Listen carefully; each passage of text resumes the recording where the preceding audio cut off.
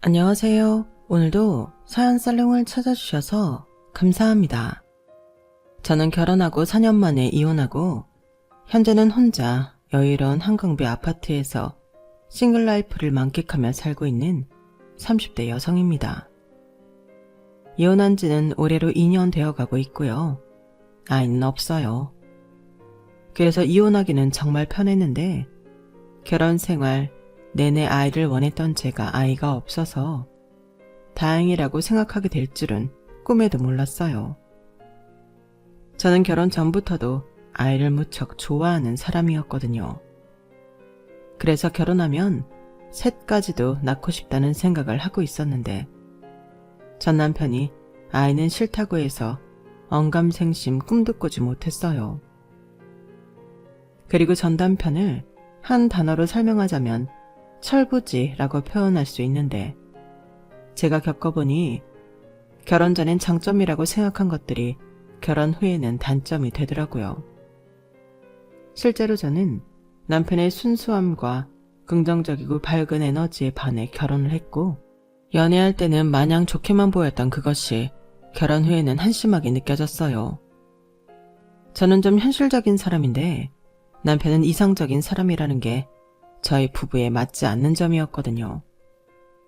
게다가 저희 둘 다 가전 형편이 비슷했는데 둘 다 어려운 집에 나고 자라서 결혼을 포함 양가의 어떤 도움도 바랄 수가 없었어요.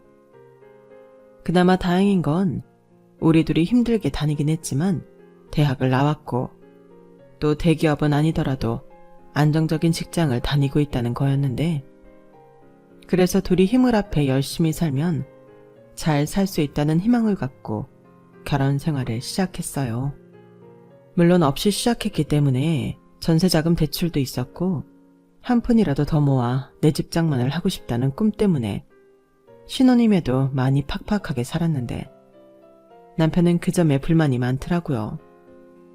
저는 하루빨리 내 집 장만을 해서 남편을 설득해 아이를 낳고 더 행복하게 살고 싶어 그러는 건데 남편은 지금 이 순간에 우리가 행복한 것도 중요하다며 저에게 궁상맞게 살지 말자고 했어요. 저는 단 한 번도 제가 아끼는 게 궁상맞다고 생각한 적이 없었는데 남편한테 그런 말을 들으니 너무 서운하더라고요. 게다가 남편은 아이도 원하지 않았기 때문에 조급함도 없었는데 천천히 돈을 모아 나이를 먹어서라도 집장만을 하면 그만이라고 생각했어요. 심지어 자기는 집 없이 전세살이만 해도 상관없다고 했는데 언행 불일치라고 그런 사람 치고 남편은 꿈이 크기도 했었네요. 자기는 꼭 노년엔 마당 넓고 텃밭도 있는 전원주택에서 살고 싶다고 했거든요. 젊었을 때 고생하는 걸 싫어하면서 그런 노후를 기대하는 것 자체가 저는 이해가 가지 않았죠. 이건 뭐 돈을 벌긴 싫지만 억만장자가 되고 싶다고 말하는 것과 다르지 않잖아요. 물론 돈을 아끼는 생활이 좀 팍팍할 수는 있어요. 그래서 저도 더 나은 미래를 상상하고 또 꿈꾸며 지금의 노력의 의미를 상기시키려고 하는데 남편하고는 미래를 상상하고 꿈꾸는 것까지만 죽이 잘 맞더군요. 자기야, 이 사진 좀 봐. 집 진짜 멋지지? 나는 꼭 은퇴하면 이런 집에서 자기랑 살고 싶어. 자기는 텃밭이랑 정원 가꾸고 나는 그런 자기랑 우리 집을 사진으로 찍어서 유튜브하고 요즘 집에서 일상생활하는 거 브이로그로 찍어서 많이 하더라. 자기 음식하는 거 좋아하잖아. 우리가 키운 식재료로 음식도 만들고 사계절 인테리어 바꿔서 집도 찍고 완전 환상이지. 그래, 그렇게만 살 수 있다면 너무 좋겠다. 어머, 여기 주방 좀 봐. 진짜 멋있다. 나는 언제쯤 이런 데서 살 수 있을까?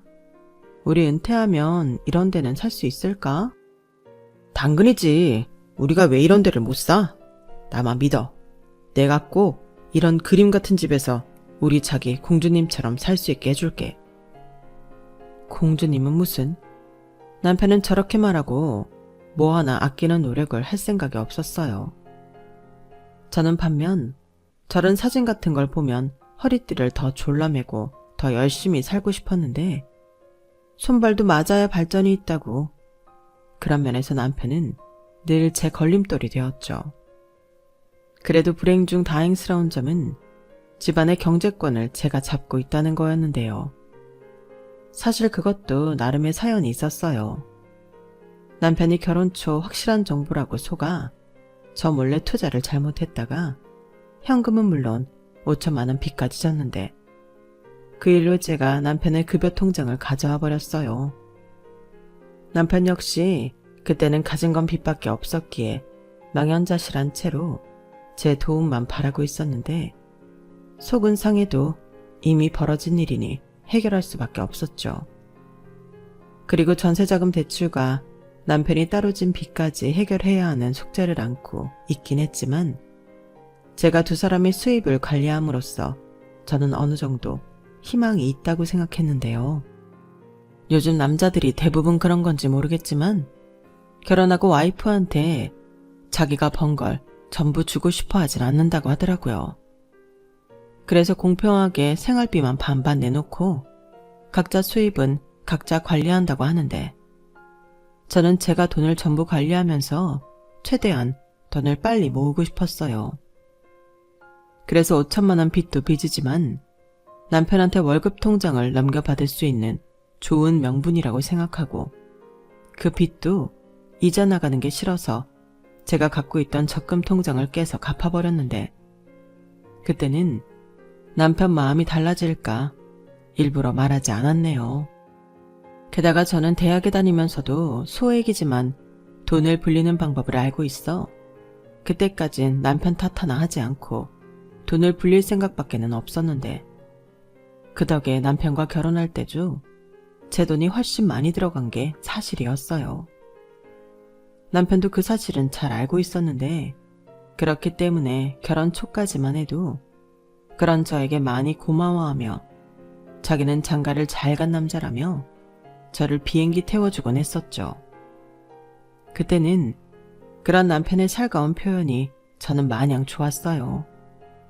지금 생각하면 그냥 전부 립서비스에 불과했는데 눈에 콩깍지가 씌어서인지 제가 그런 면이 부족하니 살갑고 다정한 남편의 그런 성격이 좋기만 했었죠. 하지만 현실 앞에서 망상만 하는 남편은 뭐 하나 쓸모가 없었는데 남편 역시도 너무 돈에만 집착하고 아끼려는 제가 갑갑하다고 불만을 쌓아가더군요. 자기 빚을 해결해주고 결혼할 때 제 돈이 더 많이 들어간 건 까맣게 잊고 말이죠. 그리고 그 불만의 시작은 남편이 저한테 받는 용돈이었는데요. 제 딴에는 그래도 많이 준다고 생각한 거였는데 남편은 절대 아니라며 입에 거품을 물었어요. 아니, 내가 벌어놓은 돈이 한 달에 얼만데 용돈 50만 원은 진짜 말도 안 되는 거 아니야? 인간적으로 100만 원은 줘야지. 사실 그것도 부족해. 뭐가 부족해? 자기 지금 현금 50에 매달 카드 한도 꽉꽉 채워서 50 다 쓰고 있잖아. 그럼 매달 100만 원씩 쓰고 있는 건데 그게 부족하다고?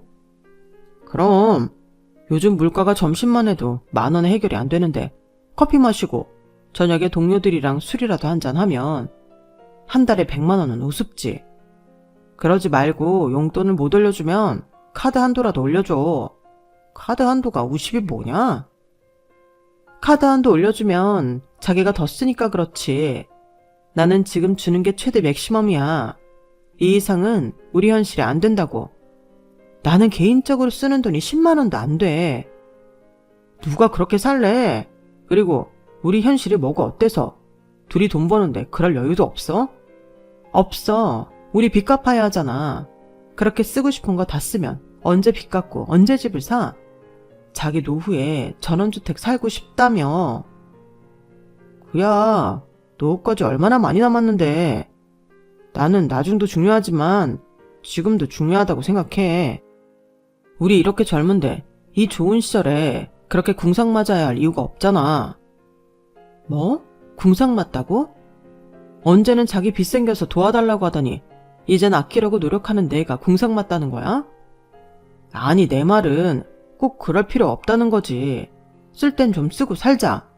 빚도 다 자산이라고 했어. 자기 지금 들어가는 적금이랑 펀드만 몇 개 해약해도 우리 재밌게 살 수 있겠다. 주말에 여행도 가고. 누가 들으면 내가 진짜 살인고비인 줄 알겠다. 우리 지난주에 당일치기이긴 했지만 바다도 보고 칼국수도 먹고 왔잖아. 그런 데이트도 하고 할 건 다 하고 사는데 왜 그래? 그때도 그래. 난 조개찜 먹고 싶다고 했는데 자기가 비싸다고 칼국수 시켰잖아. 나는 그런 게 싫다고. 자기가 그러면 내가 무슨 낙으로 밖에서 돈을 버니? 나한테 떨어지는 건 하나도 없는데. 지금 이게 나만 좋자고 그래? 우리 같이 좋자고 내가 노력하는 거잖아.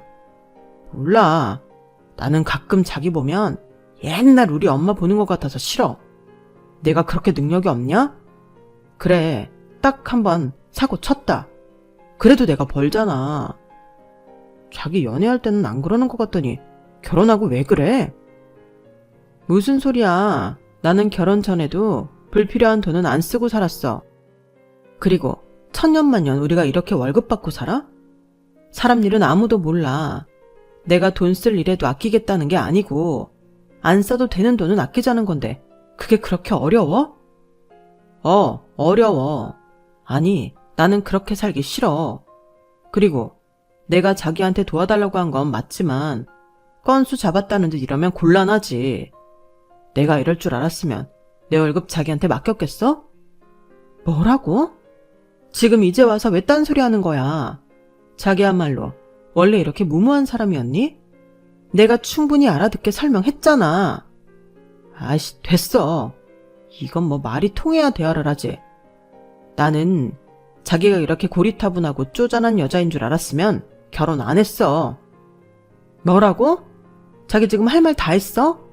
아무리 화가 나도 사람이 할 말이 있고 못할 말이 있는 거야. 아, 네. 이젠 가르치기까지 하냐? 왜? 네가 나보다 더 버니까 내가 막 하찮아 보이고 그래? 그럴 거면 그냥 내 월급 통장 다시 내놔. 전날 이후 남편은 걸핏하면 저한테 자기 통장을 내놓으라고 했어요. 그런데 저는 그러고 싶지 않았죠. 한 번 돈 사고 친 사람이 두 번 안 친다는 보장이 없잖아요. 그리고 저는 최대한 빨리 남편 빚을 갚으려고 제 돈도 많이 썼기 때문에 약이 올라 더 주고 싶지 않았는데요. 저의 일이 결혼하고 2년이 안 돼서 일어난 일이었어요.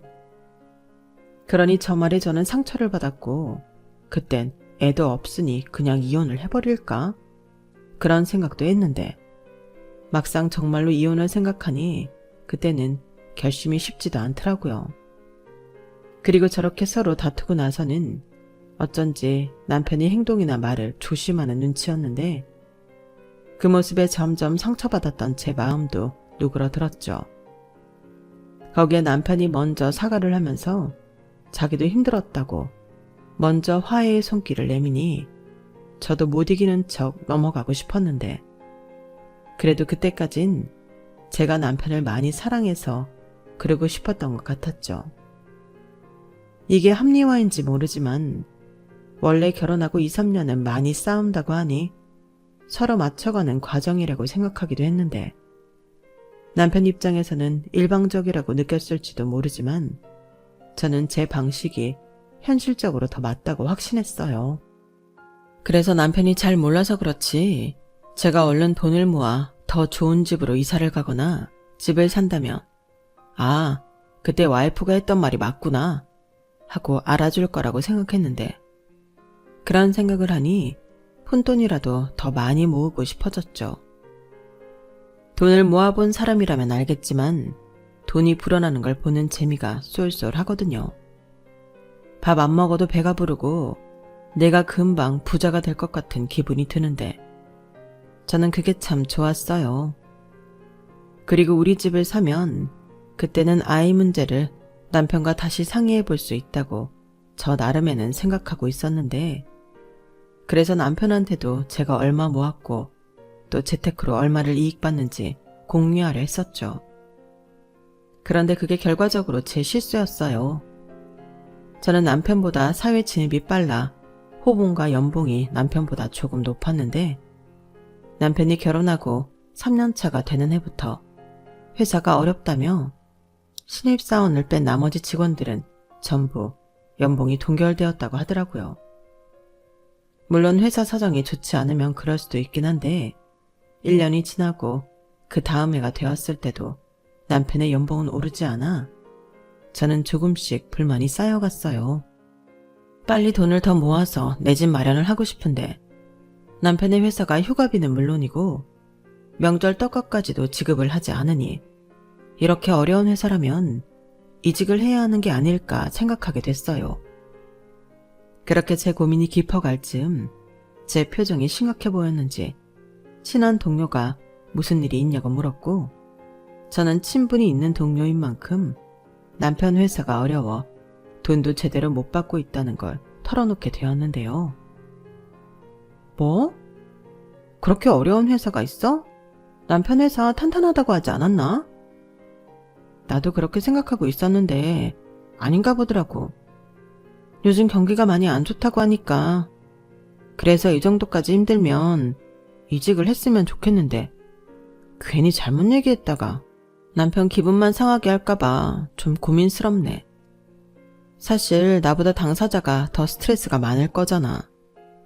그거야 그렇지. 근데 자기 말처럼 나도 회사가 어렵다면 현실적으로 이직을 고려해 봐야 한다고 생각해. 그리고 이런 문제일수록 남편이랑 대화를 많이 해야 하지 않나? 남편 생각도 어떤 생각을 하고 있는지 알아야지. 그렇긴 한데 자기가 먼저 얘기를 안 하는데 내가 먼저 말을 꺼내는 게 어쩐지 좀 어려워서. 그럴 수는 있겠지만 그래도 현실적으로 생각해야지. 이렇게 혼자 속 끓인다고 해결되지 않잖아. 그나저나 그 회사 이름이 뭐였지? 내가 아는 사람도 남편이 그 회사에 다닌다고 들었던 것 같은데? 자기 남편 직급이 과장이라고 했나? 저는 속상한 마음에 친한 동료에게 모든 이야기를 털어놓았어요. 워낙 믿고 의지하는 동료였기 때문에 속이라도 시원하게 털어놓고 싶었거든요. 그리고 그날 저녁 그 동료는 뭐가 그렇게 급했는지 저녁 10시가 되어가는데 전화를 했는데요. 자기야, 혹시 남편 옆에 있어? 아니, 오늘 친구들 만난다고 늦는다고 했어. 근데 이 시간에 무슨 일이야? 자기야, 놀라지 마.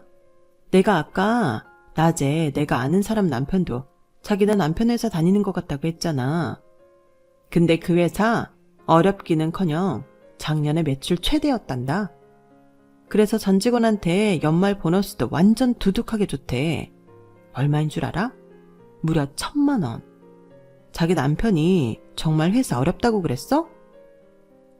저는 친한 동료의 말에 머릿속이 혼란스러웠어요. 다들 행복하고 따뜻한 연말 연시를 보낼 때 저는 남편 기죽을까봐 제가 받은 보너스로 삼겹살 외식을 했거든요. 그리고 가파르게 올라가는 집값에 저도 조금이라도 뒤처지지 않으려 제 월급을 도 쪽에 적금을 추가로 들었는데요. 남편이 저한테 말도 하지 않고 연말 보너스를 1,000만 원이나 받았다고 생각하니 뭔가 배신감이 밀려왔어요.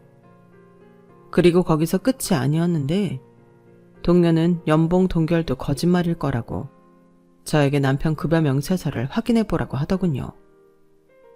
그 말을 듣는데 설마 내 남편이 정말로 나를 속였을까? 월급 통장이 저한테 있는데 어떻게 그런 일이 가능할까? 별의별 생각이 다 들었는데 그때 미심쩍었던 기억이 떠올랐죠. 언제부터인지 기억은 잘 나지 않는데 어느 날부터 남편이 입는 옷들이 비싸 보였거든요. 그리고 이런 좋은 옷들이 어디서 났냐고 물었을 때 남편이 조금 당황하는 얼굴로 당연히 자기가 주는 돈으로 샀지.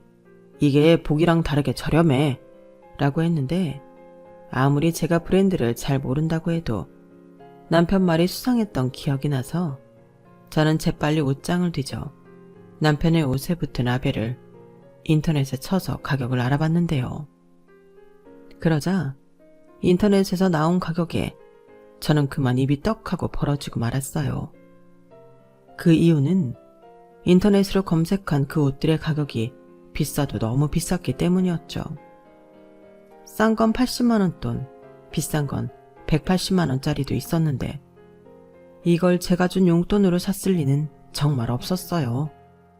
그래서 남편을 의심하던 생각은 확신으로 바뀌었고 간혹 자기 비상금 만들려고 회사 보너스 같은 걸 뒤로 챙기는 남편이 있다는 소리를 듣긴 했는데 내 남편도 그런 사람 중에 하나라는 확신이 들었죠. 그리고 보너스를 중간에서 꿀꺽한 남편들 중에 1000만 원이 넘는 돈을 꿀꺽한 사람도 있을까? 너무 약이 올랐는데요. 그도 그럴 게 저는 저한테 쓰는 돈이라고는 월 20만 원도 안 되는 사람이었어요. 많을 때요, 그것도. 벌기는 남편보다 더 벌어도 쓰는 건 거의 없는 거나 다름없었죠. 그런데 그런 와이프도 속이고 남편이 저 몰래 뒤에서 그랬다고 생각하니 배신감에 화가 머리끝까지 치밀었는데 그 뒤로는 전화통에 불이 나도록 그 인간에게 전화를 걸었죠. 하지만 그 인간은 술에 쩔었는지 전화를 받지 않았고 자정을 훌쩍 넘기고 새벽 3시가 다 되어 2발이 아닌 4발로 집에 기어들어왔는데 저런 짐승 같은 놈한텐 아무것도 물을 수 없었죠. 그래서 저는 거의 뜬 눈으로 아침이 오기를 기다렸고 알람 소리에 좀비처럼 일어난 그 인간에게 꿀물을 타주며 급여 명세서를 보여달라고 했어요. 그러자 제 말에 남편은 깜짝 놀랐는지 정신을 차린 듯 보였는데 그리고는 당황한 나머지 적반하장으로 저한테 노발대발하기 시작하더군요. 뭐? 통장도 모자라서 이젠 급여 명세서를 보여달라고? 지금 나랑 뭐 하자는 거야? 왜? 나는 그냥 자기 월급 명세서가 보고 싶다고. 월급 통장도 나한테 있는데 그깟 명세서를 못 보여줘? 왜? 왜긴 기분 나쁘니까 그렇지. 지금 나를 의심하고 있는 거잖아. 통장 찍으면 급여라고 나오는데 도대체 나를 뭘로 보는 거야? 가뜩이나 연봉도 동결돼서 회사 다니는 것도 죽을 맛인데 자기까지 내 숨통을 조여야겠어? 나는 결혼하고 내가 이렇게 살 줄은 정말 몰랐어. 자기 돈 모은다는 건 순전히 핑계고 나 옥죄는 거 즐기는 거 아니야? 뭐라고? 내가 사이코야? 즐길 게 없어서 그런 걸 즐기게? 그러니까 그냥 속 시원하게 명세포 보여주면 되는 일이잖아. 왜? 나한테 말한 거랑 달라서 그래? 자기 회사 요즘 완전 흑자라며. 그리고 연말 보너스도 완전 두둑하게 받았다고 하던데 설마 자기 혼자 못 받았어? 저는 답답한 마음에 친한 동료에게 들은 이야기를 남편한테 했어요. 그러자 또다시 당황한 남편은 이제 말까지 더듬으며 아니라고 잡아댔고 그 모습을 보니 오히려 저는 거꾸로 확신이 들었는데요. 보너스도 보너스지만 그 인간의 정확한 월급과 진짜 월급이 들어오는 통장이 어디 있는지 알아야만 했어요. 좋은 말 할 때 급여 명세서 보여줘. 그리고 자기 진짜 월급 통장은 어디 있는 거야? 연말에 받은 보너스는 설마 다 썼니? 누가 그래? 보너스라니. 나는 구경도 못했는데. 그리고 내 월급 통장 자기가 갖고 있잖아. 아니, 월급 통장을 몇 개씩 갖고 있는 사람도 있나? 왜 이래? 어디서 이상한 소리를 듣고 와서. 난 억울해. 그래? 그렇게 억울하면 급여 명세서를 보여줘. 자기 말이 맞다면 못 보여줄 이유가 없는 거잖아. 싫어. 내가 왜 그래야 되는데? 이미 자기는 나를 의심하고 있는데 내가 왜 자기 요구를 들어줘야 하는데? 너 내가 우습냐? 왜? 내가 자기보다 못 벌어서 나 무시하는 거야? 무시? 좋아. 그럼 이것도 설명해봐. 내가 자기가 옷 사온 가격 인터넷으로 알아봤거든? 그 가디건 하나가 100만 원이 넘더라. 아니, 그 가디건은 무슨 돈으로 샀어? 자기 카드 한도도 50만 원인데 말이 안 되잖아. 내가 진짜 이런 말까진 하고 싶지 않은데 중고로 샀어. 자기 말대로 너무 비싼데 나는 돈도 없잖아. 그래서 손품 팔아서 중고 사이트에서 샀다. 근데 그게 그렇게 잘못이야? 아님 내가 중고거래하러 가면서 자기한테 허락이라도 받아야 하는 거였어? 아니, 도대체 내가 왜 이렇게 살아야 하는 건데? 남편은 저렇게 노발대발하면서 자기는 절대 저한테 급여 명세서를 보여주고 싶지 않다고 끝까지 고집을 부렸어요. 그리고 자기를 믿지 못하고 의심만 하는 마누라랑 앞으로 어떻게 살아야 할지 혼란스럽다며 집을 나갔는데요. 시댁으로 간 건지 다른 곳으로 간 건지 3일 내내 남편은 집에 들어오지 않았어요. 그리고 저는 남편의 그 모습에 저 몰래 돈을 숨기고 있다는 것을 감으로 알아차렸고 국리 끝에 남편의 통장 내역을 조회했어요. 다행히 집에 있는 데스크탑 PC엔 남편의 공인인증서가 들어있었거든요. 하지만 돈을 받는 계좌가 있는 은행을 바꿔놓은 건지 제가 조회하는 은행 사이트에서는 통장은 저에게 준 월급과 남편이 쓰는 용돈 통장 밖에는 나오는 게 없었는데요. 다른 은행 계좌까지 조회하기엔 제가 알고 있는 방법엔 한계가 있었어요. 게다가 본인이 아니니 어디에 물어볼 수도 없었고 저는 남편의 이메일을 뒤져 급여 명세서를 확인하는 수밖에 없다고 생각했죠.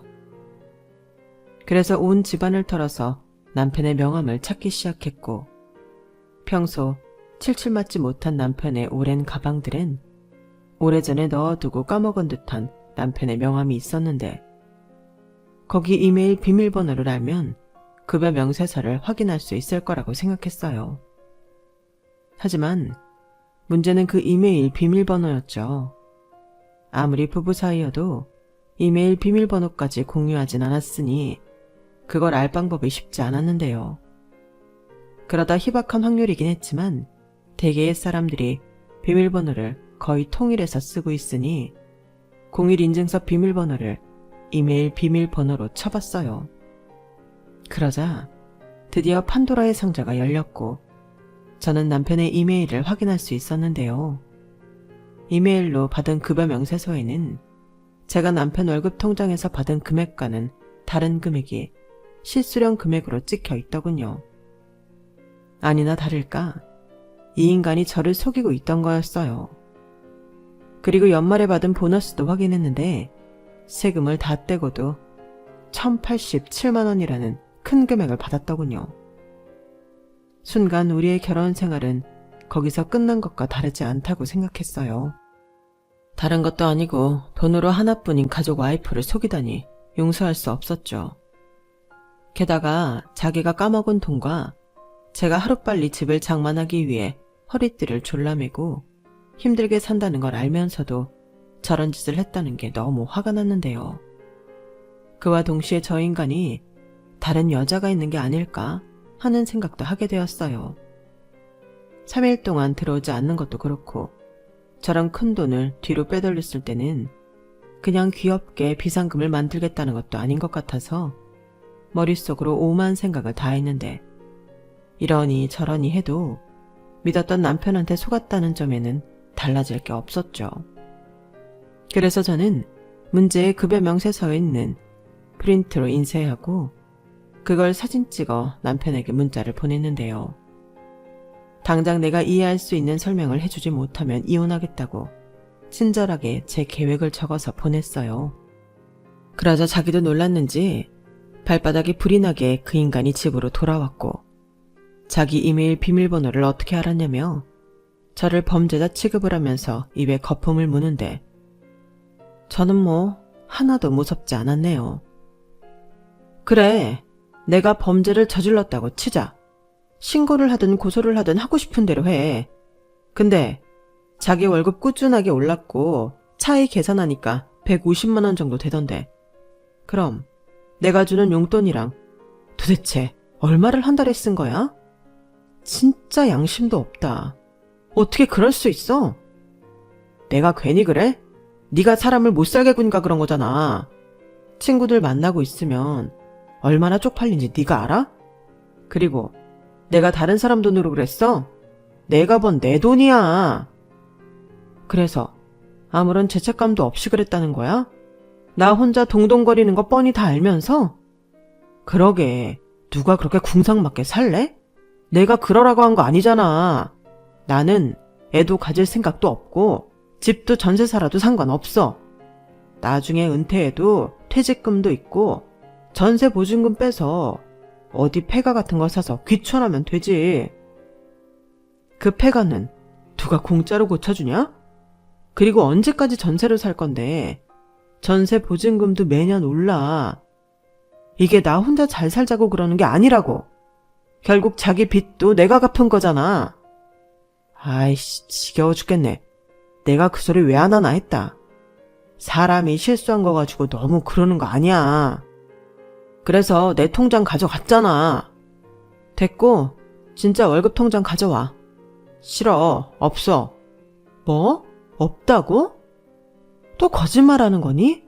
아니면 나 몰래 진짜 다른 여자랑 살림이라도 차린 거야? 뭐야? 나 참, 진짜 혼자 소설을 쓰고 있네. 내가 무슨 다른 여자랑 살림을 차리냐? 나는 단지 자기가 이런 사람이라서 이 집에 통장을 두지 않은 것뿐이야. 이렇게 남의 이메일도 뒤지는 사람인데 집이라고 안 뒤지겠어? 그래서 우리 엄마한테 맡겼는데 엄마도 생활비가 부족하다고 하더고, 내가 장남이가 아들인데 드려야 할 것 같아서 겸사겸사 내가 드리고 있었지. 남편은 뻔뻔하게 저한테 자기가 시댁에 100만 원씩 드리고 있다고 말했어요. 저한테 말해봤자 이빨도 안 들어갈 것 같아서 시어머니랑 짜고 그러기로 했다는데 손이 달달 떨리는 것 같더군요. 남편도 남편이었지만 이 일에 시어머니도 동참하고 있었다는 게 저한테 충격 그 자체였거든요. 그리고 남편 역시 이미 다 까발려진 마당이라고 생각했는지 그 뒤로는 앞으로 계속 자기는 이렇게 살고 싶다고 했는데요. 지금 갖고 있는 월급 통장이 생활비 통장이라고 생각하고 지금처럼 살아. 그럼 자기는 며느리 노릇 잘하는 거고 나도 어느 정도 사회적인 위치에서 무시당하지 않게 살 수 있으니 그냥 현실을 받아들이고 살자고. 자기 원래 그런 거 잘하잖아. 나는 자기처럼 구질구질하게는 못 사는 사람이거든. 웃기고 자빠졌네. 누가 너랑 그러고 산대. 나는 너같이 사람 속이고 딴 주머니 차는 인간이랑 더는 못 살아. 어차피 이제 와서 진짜 월급 통장 가져오라고 해도 안 가져올 테고. 나 역시 너 같은 거랑 잘 살겠다고 아둥바둥 사는 거 싫거든. 그러니까 피차 원해서 하는 이혼으로 합의 이혼하자. 우리는 애도 없으니까 쉽게 이혼할 수 있을 거야. 누구 맘대로. 나는 이혼하기 싫어. 자기처럼 악착같이 돈 안 쓰고 사는 사람이 또 어딨다고. 뭐? 그럼 너는 쓸 거 다 쓰고 나만 악착같이 살면서 내가 모은 돈으로 같이 살자고? 그럼 안 돼? 우린 부부잖아. 사랑해서 결혼했고. 나는 그냥 자유롭게 살고 싶을 뿐이야. 와, 남편한테 저 소리 듣는데 진심으로 소름 끼쳤어요. 그동안 속은 시간도 너무 끔찍했고 이젠 낯짝도 두껍게 계속 그렇게 살고 싶다는 그 인간도 인간처럼 보이지 않았는데 저는 신뢰가 깨진 마당에 그럴 수 없다고 했죠. 그래서 다음 날 변호사 사무실 찾아가 남편의 급여 명세서랑 제가 갖고 있던 남편 통장 내역을 보여주며 이혼 소송 진행하고 싶다고 상담했고, 변호사님은 돈을 떠나 이건 부부간의 신뢰 문제이기 때문에 제가 원하면 이혼할 수 있다고, 승소 가능성이 있다고 했는데 저는 지체할 이유가 없어 바로 진행하고 싶다고 했어요. 그리고 집에 돌아오는 길에 집주인에게 전화해서 사정을 얘기하고 집을 빼고 싶다고 했는데요. 어차피 전세 명의도 제 앞이라서 집주인은 알겠다고 하셨죠. 다른 이유를 얘기해도 되지만 저는 남편과 이혼하게 되어서 집을 내놓아야겠다고 그냥 다 말해버렸어요. 그러자 집주인은 무슨 일이 있냐고 하시면서 부부간의 문제이니 알겠다고 하셨는데 집주인분도 이혼하신 경험이 있던 분이라 아주 신속하게 처리해 주셨어요. 그리고 저에게 따로 전화를 주셔서 돈이 급한 거면 자기 돈으로 일단 보증금을 빼주겠다고까지 하셨는데 그땐 너무 감사하더라고요. 게다가 그동안 들어놓은 적금과 펀드 같은 것들이 기간이 다 되어 새로운 상품으로 갈아탈 시점이었는데 일단 저는 그 부분은 차차 생각하고 싶어서 일단은 만기가 되는 대로 모두 통장으로 모이게 했어요. 그렇게 보증금과 그동안 모은 돈들이 통장으로 들어왔는데 그 사이 이혼 소장을 받아든 남편이 자기 집에 얘기를 했는지 시어머니에게서 연락이 왔더군요. 솔직히 그때는 시어머니한테도 감정이 좋지 않아 전화를 받고 싶지 않았는데 문자로 전화를 바르다고 따지듯 보내셔서 제가 전화를 바로 걸었어요. 우리 아들한테 얘기 들었다. 아니, 그래도 그렇지. 결혼이 장난이니? 당장 이혼 소송 없던 일로 해라. 그럴 수는 없어요. 그럼 어머니가 갖고 있던 그 사람 통장이랑 그동안 따로 받으신 돈 저한테 돌려주실 수 있으세요? 그 사람은 저를 2년 가까이 속인 사람이고 그건 어머니도 마찬가지시잖아요. 그이가 그러고 싶다고 해도 어머님이 말리셨어야죠. 제가 이 꼴을 보려고 어머니 아들 빚도 갚아주고 그런 줄 아세요? 어머, 얘 말하는 것 좀 봐. 누가 들으면 네 돈으로 우리 아들 빚 갚아줬는 줄 알겠다. 네가 우리 아들 돈 가지고 대신 갚은 거잖아. 아니요. 저 이자 나가는 걸 싫어서 제 돈으로 갚았고요. 그리고 그 사람이랑 급여 합쳐서 관리한 거라서 따로 챙긴 것도 없어요. 그럼 제가 갚은 게 맞죠? 결혼할 때도 제 돈이 훨씬 많이 들어갔는데. 그건 내가 잘 모르겠고 부부 사이에 돈 때문에 헤어지는 건 좀 아니라는 거다. 오죽하면 걔가 나한테 통장을 맡겼겠니? 내가 앞으로 생활비 안 받을 테니까 네가 좀 넘어가라. 나도 많이 양보한 거야. 아니요. 저는 돈도 돈이지만 아무런 죄책감도 없이 저를 속인 사실을 안 이상 그 인간하고 살 수는 없어요. 살면서 앞으로 언제 저를 속을지 모르는데 어떻게 같이 살아요? 연말에 받은 보너스도 어디에 어떻게 쓰고 남았는지 다 쓰고 없는지도 오픈하지 않았어요. 제 입장에서는 외도도 의심할 수 있는 상황이라고요. 얘는 무슨 우리 아들이 그렇게 쓰레기인 줄 아니? 아니다. 그냥 지가 좀 쓰고 싶다고 해서 내가 줬어. 그러니까 저는 그 돈을 어떻게 썼는지 궁금하다고요. 근데 알려주지 않는다니까요. 그리고 이젠 궁금하지도 않아요. 어차피 그 돈도 제 돈도 아니고 이젠 같이 살 것도 아닌데 알 필요 없죠. 대신 제가 그 인간이랑 같이 살면서 혼자 손해본 건 다 챙겨서 이혼할 테니 어머님이 대신 아들한테 얘기해 주세요. 이 집 전세보증금 제가 다 가져갈 거라고요. 뭐라고? 너 지금 그런 큰 돈을 혼자 꿀꺽 하겠다는 거니? 네가 무슨 권리로 그럴 수 있다는 거야? 무슨 권리긴요. 그 인간 빚 갚아주고 그동안 제가 번 돈으로 생활비 쓰고 결혼할 때 제가 쓴 돈 다 따지면 대충 맞을 것 같더라고요. 그리고 소가 산 세월 위자료까지 계산하면 그 인간은 그냥 몸만 나가면 될 것 같아요. 시어머니는 제 말에 거의 뒤로 넘어갈 듯 잠시 말을 잇지 못하셨어요.